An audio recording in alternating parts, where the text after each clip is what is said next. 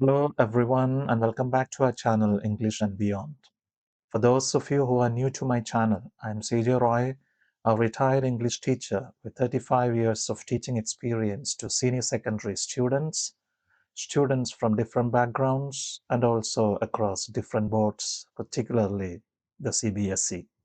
Today's video is a special episode, not an English grammar lesson, but a conversation with our students who are preparing to face various board examinations this summer, be it the CBSE, the ICSE, IB, different state boards, or any other competitive examinations.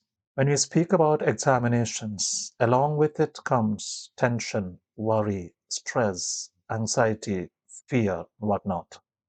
And today I'm here to talk to you and help you out in facing this challenge called examinations. Well, dear students, as you know, exams are approaching. They are close at the door. I know that most of you are prepared very well to write the examination, but at the same time, most of you, I'm sure, would be feeling that nervousness, that tension, that stress that comes along with any examination. In this case, let me assure you, this is nothing abnormal. This is quite normal. It happens with almost all the students that write examination.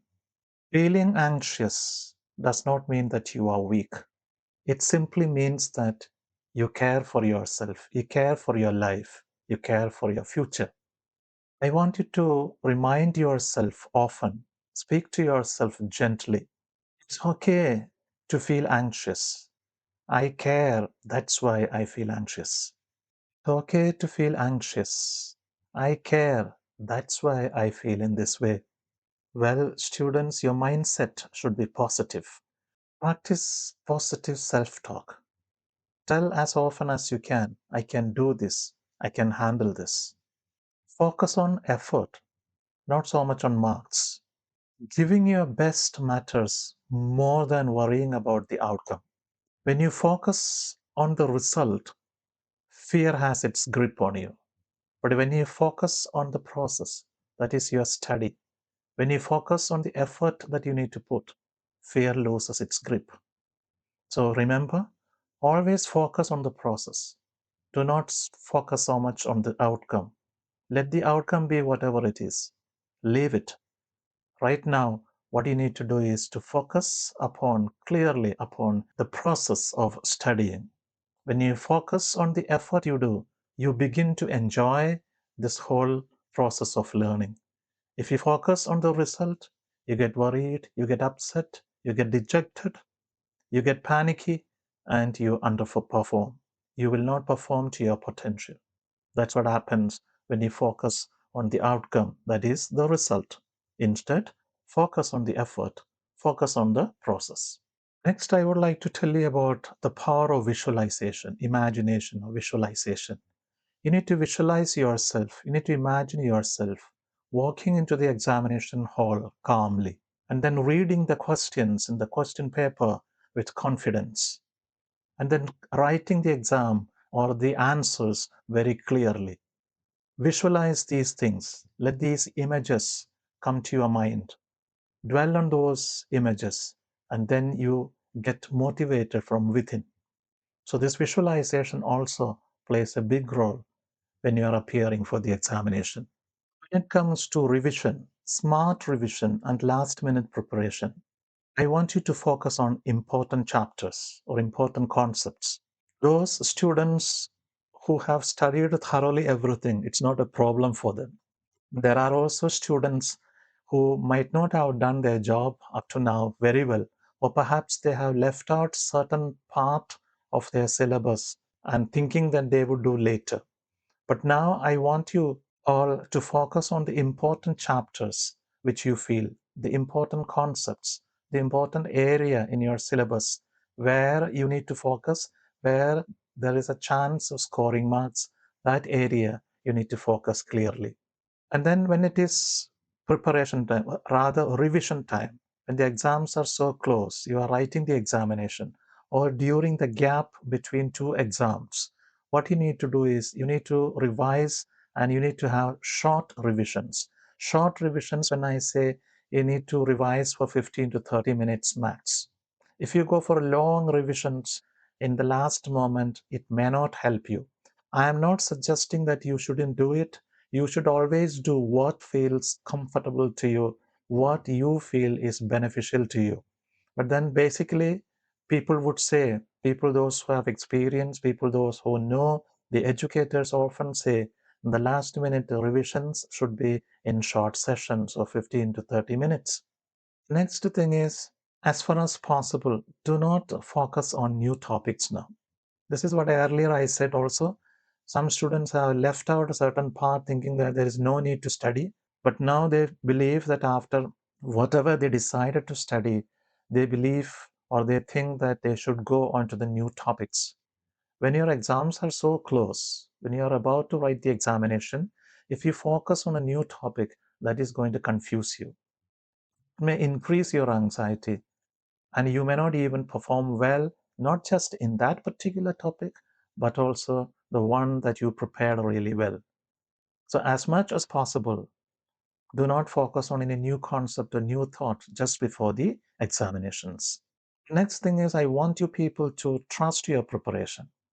There are students out there, they do their best, but they have no confidence in themselves.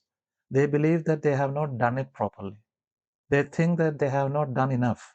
They think that what they have done is not the correct one. Why do you think this way? These are all negative thoughts. Why don't you just trust your own common sense, your own brain, your own ideas? Trust your own preparation. You are just like anybody.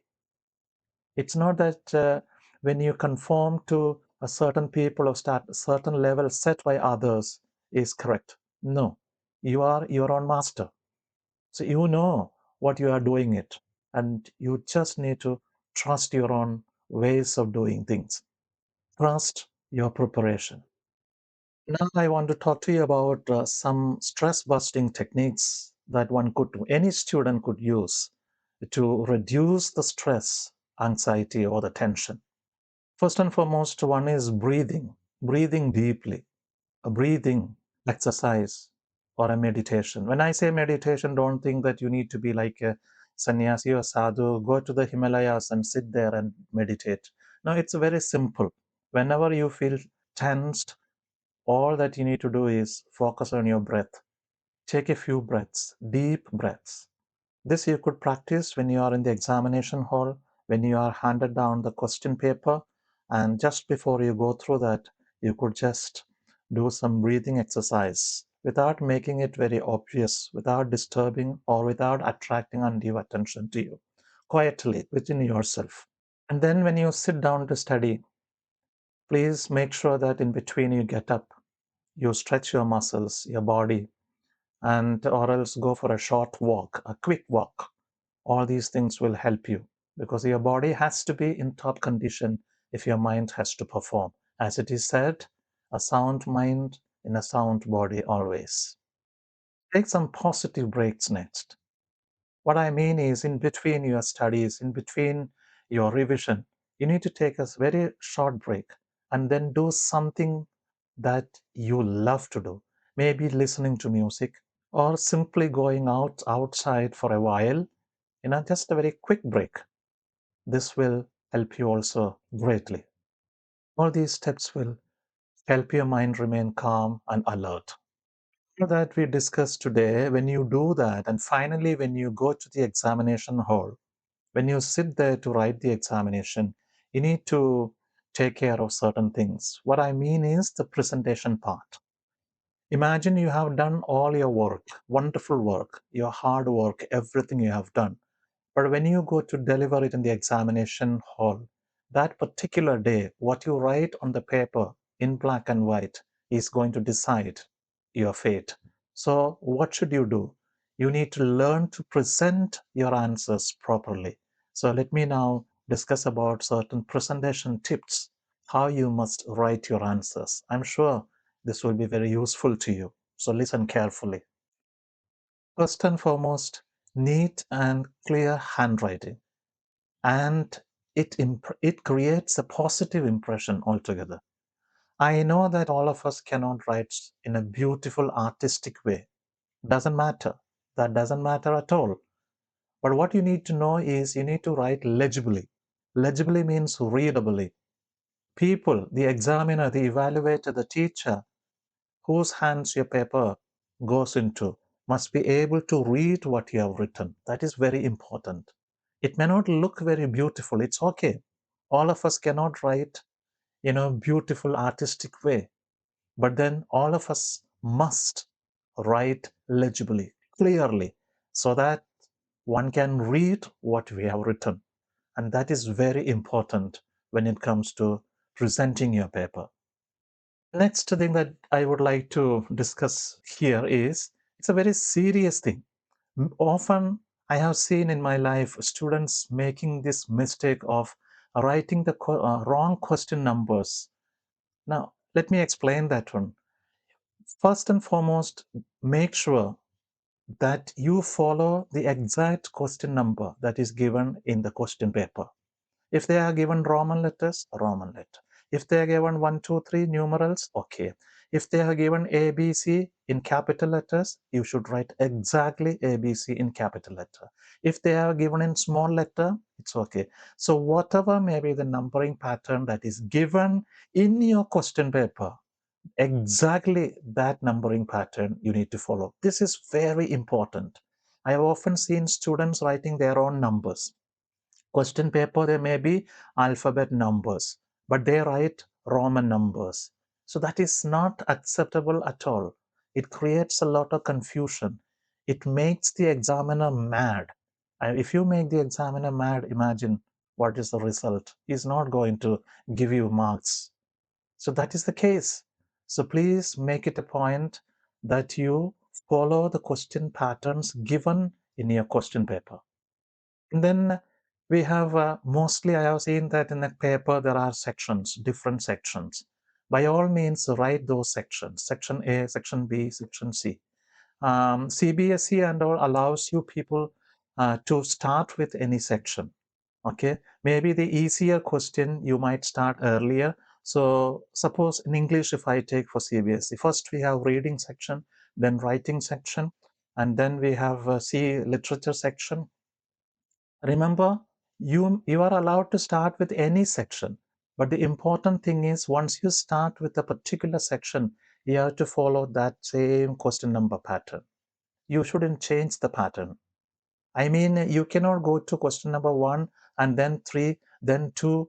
Now you are confusing the examiner. If 1 and 2 reading section, okay, and B is writing section, and it starts with question 3. When you write, if you are starting with writing section, you must write writing section clearly. It could be seen very clearly in the paper. Then write question number, writing section. The first question is question number 3. 3, 4, what? So whatever is given in the question paper, as it is, you must write. You should not mix up questions between sections and in a particular section itself, up and down. No. Please remember, if you do not know the answer to one question, the best option would be to leave a sufficient space there so that you could come back and write that. Okay. But in this also, I would like to tell you one more thing that suppose you forgot to write somewhere. Students, as we are tensed and we are hard pressed for time. So we have all these things going on in our mind, and there is every chance, even if we are careful, at times we do make mistakes. And if you realize that you have left a question in your hurry-burry, you left a question, and later when you realize, please make sure that you write the answer to that question somewhere, preferably in the end. But there, what you should be doing there, one thing you need to be very careful. You need to give all the question numbers. The big question, maybe Roman letter 2, question number 1, option number 3, everything in the margin you clearly give and then write. As far as possible, you shouldn't forget to do such a thing. You shouldn't mix up questions. But in case you forget, later you realize that you have missed a question, then by all means, write it down somewhere clearly with all the necessary question numbers. Next thing is, I want you people to try this. leave a line, a blank line after every answer. Get me correct here. I did not say that leave a line after every line. No, you shouldn't do that. You write an answer every line. All right? At the end of the answer, before you go to the next answer, next question's answer, leave one line. That is very important because that line separates one answer from the next answer. So there is a overall look is nice, there is neatness, and the examiner can easily understand, oh, this answer starts here, ends here, other answer starts here and ends here. So leave a blank line after every answer. Do not leave alternate lines, please. I am not speaking about that. You shouldn't do that. Like small kids in the nursery classes, they do that. We don't do that, right? There is an option which you could think of exercising, that is underlining the keyword in an answer. Suppose a long answer, and if there is a keyword there, you feel some keywords, if you can just underline, please do not use any other ink or color, just with the pen that you are using, either blue or black, whatever is allowed in your examination, you might just underline those particular word so that the examiner will know, yes, this boy, this girl knows the core of the answer. So you give an important message to the examiner as well, that you are aware or you know the stuff. That's the thing. Plus, it attracts the attention of the examiner to the main points as well. When you make his life comfortable, definitely he will make your life comfortable as well. Next thing that I would like to give you a tip is about overwriting. Of course, we are human beings, we write an answer and then we realize that we have made a mistake and we cross out the answer. Now, this is where you have to be extra careful. How should one cross out the answer? If it is a one line, don't just cross like this. Instead, just draw a line across that line. One line is enough, or two lines enough. Some people have the habit of, darkening that line, making that line so wide and thick. Shouldn't do that. That is a very bad practice. If it's a long answer, you want to either give a long cross covering from the beginning till the end, okay, an into mark, or else you write two lines and write cancelled. Don't go around doing every line darkening. It looks so bad, which also tells the examiner that this particular candidate is trying to do something or trying to hide something. It gives rise to doubts and suspicions as well. So even when we cancel something, cancel an answer, the answer should be read, could be read. Now, if the examiner wants to read, he or she should be able to read your cancelled answer. So if you do something, darken it completely, the paper gets spoiled, the look feels so horrible, and the examiner also feels very horrible.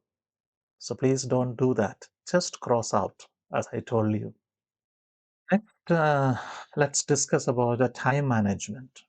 This has been the complaint I used to get from my students when I used to teach them regular classes, that, sir, not enough time. And it's true, what they were saying was all the truth they were saying. But why should that situation arise in your case? It shouldn't be. If you have a 3 hours paper, you should be able to finish well within that 3 hours. If you are not able to do it, it's your mistake. Somewhere something has gone wrong. It is an unforgivable mistake because perhaps you know the answer to a certain question and you are not able to present that answer for want of time. That is unacceptable. So it shouldn't happen in your case. So time management is very important. One thing to overcome this managing time, this problem, is to solve previous year's question papers of the same duration of this year that you are going to write, or else some sample papers. So practice solving this, not just writing all the answers correctly. That, of course, is the prime thing, but making sure that you complete your question paper within the stipulated time given. So that is very important. You need to sit at a stretch, 3 hours paper, 3 hours you need to sit and make sure that you finish. This you could do it. Perhaps most of you have already doing it, have done a few times. Very good. And I'm sure that you are able to manage your time. So please make sure this is a very good practice. Even during the exam, a few more days maybe to start for the exams to start to commence, and then there will be gaps in between two exams. If you find, you might do this practice. Now I leave it to you. I cannot tell you what you should be exactly doing. You know where you stand, you know what you are, you know how much you know or how much you do not know, you know which subject to focus more. That all, it's up to you. I leave it to you. You need to follow your own heart, your own mind. I can only give you, suggest you, advise you certain things, time proven tricks and tips here, which I gained with my experience. But make sure that you do what is best for you. Next thing is, some people, some students get stuck with one question. So there is a question and they get stuck there. Uh, they just cannot move ahead without solving that. Sometimes they spend too much time on one particular question. So time, always keep a watch. Before you write the examination, please decide for section 1 or section A, I will give so much time, section B this much, section C. So you divide your time well before this one, and always give a little more time. Of course, you cannot simply, it's not a hard and fast rule. You cannot just stop. There will be variations, and you might overlap a bit here, and some questions you may finish within that time, but make sure that how much time you are going to spend on each question. You need to decide this before you go to write the examination. That will help you a lot. Then I would advise you that if you have a 3 hours paper, just for example, 3 hours or 2 hours, make sure that at least 15 minutes before you complete the whole paper, make sure you fix the time, you arrange the time, you manage the time in such a fashion that you are able to complete within that 3 hours. Means 2 hours and 45 minutes, 2 hours and 30 minutes to 2 hours and 45 minutes. The remaining time, 15 minutes, is for you to just go through what you have written. Perhaps when you go through, you might find something, uh, maybe a multiple choice question, something you wrote wrongly or something you left for later to come, but you have forgotten. So that is something to just go through and make sure that your paper is okay before submitting. So make sure at least 15 minutes, half an hour to 15 minutes before the stipulated time, you set a target to finish writing the examination. Now you prepared well, you revised well, you went to the examination hall, you presented your answers properly, everything you did so well. The next thing after the examination, immediately after the examination, there is a tendency among students, if not everyone, but most students I have seen, to do a post-mortem of their just completed examination. My strong advice, suggestion to you is not to do any post-mortem. You understand the meaning of post-mortem?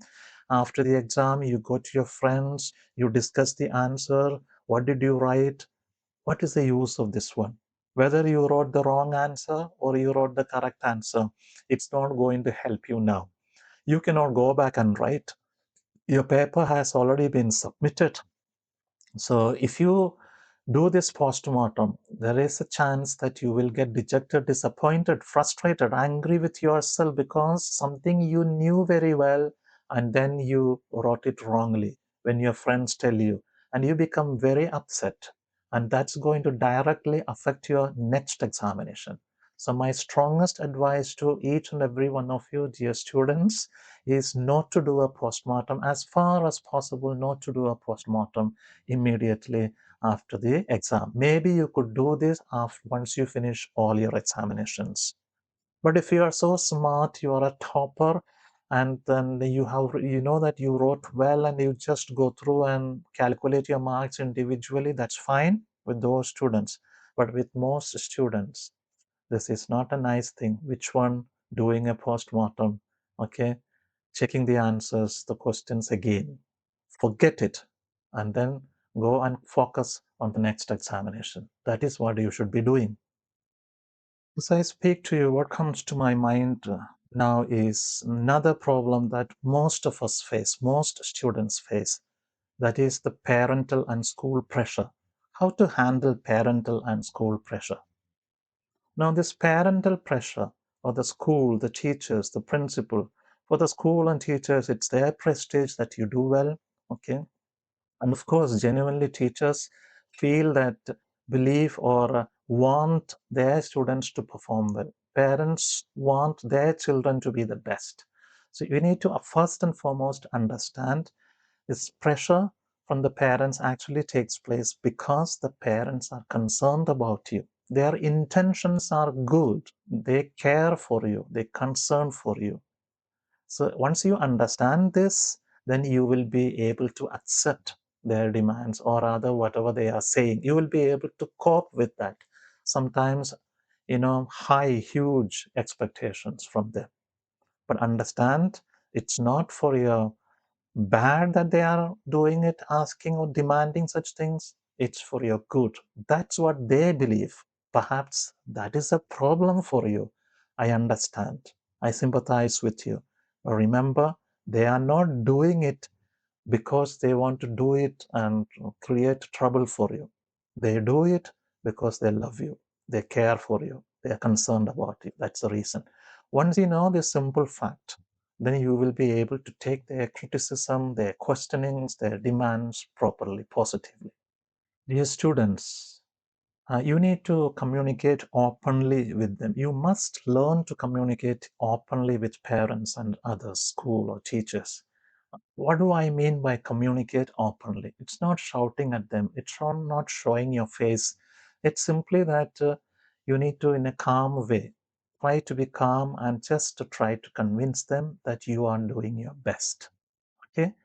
You just make them understand that I am doing my best as much as possible, as best as I can. I am doing it. When you tell them this one, if you're able to convince them, I think they will be happy. And then, most important thing, I always tell my students, please don't focus on the expectations of your parents or teachers or including me. As a teacher, I also would expect you to do well. I also have expectations. But your job is not to focus solely on our expectations. Instead, you must focus on your effort. In the beginning, I said, please don't focus on the result, the end result, the outcome. Instead, focus on the effort.